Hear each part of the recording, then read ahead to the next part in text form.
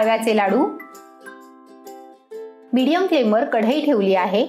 त्यात 1/4 कप डाळवं म्हणजेच भाजकी चणा डाळ टाकूया।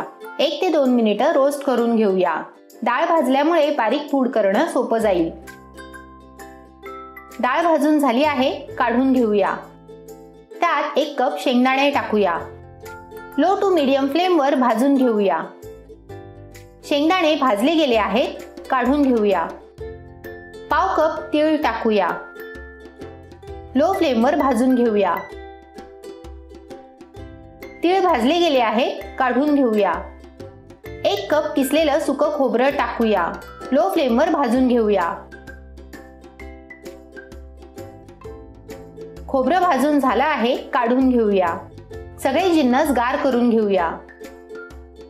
मिक्सी जार मध्ये भाजकी चणा डाळ टाकून बारीक पूड करून घेऊया।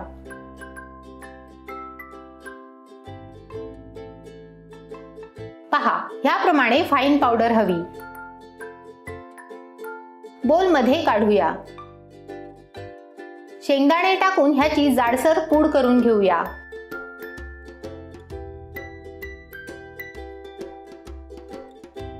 ह्याप्रमाणे बोल मध्ये काढूया। भाजलेलं सुकं खोबरं टाकूया। तुम्ही खोबऱ्याची पूड देखील करू शकता। तीळ आणि 1 टीस्पून वेलची पूड टाकूया। नीट मिक्स करूया। कर्नाटकात देखील हा लाडू केला जातो, तिथे ह्याला तांबीट म्हणतात। सगळे जिन्नस नीट मिक्स झाले आहेत। गुळाचं मिश्रण रेडी करूया। मीडियम फ्लेमवर पॅन ठेवला आहे। त्यात 1 कप गूळ आणि अर्धा कप पाणी टाकूया।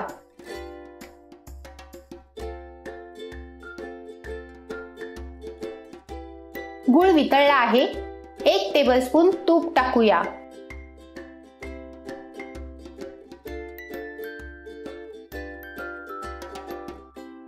दोन ते 3 मिनिटं बॉईल करून घेऊया। 3 मिनिटं झाली आहेत। गॅसची फ्लेम बंद करूया। गुळाचं मिश्रण टाकूया। मिश्रण गरम आहे, आधी स्पूनने मिक्स करूया।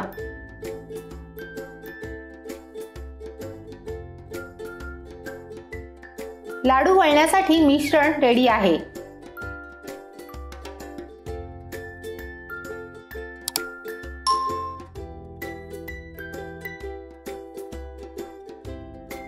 ह्याप्रमाणे लाडू वळून घेऊया। टेस्टी आणि हेल्दी डाळव्याचा लाडू तयार आहे। ह्याप्रमाणे सगळे लाडू वळूया। तुम्हाला जर ही रेसिपी आवडली असेल तर व्हिडिओला लाईक, शेअर आणि चॅनलला सबस्क्राईब जरूर करा।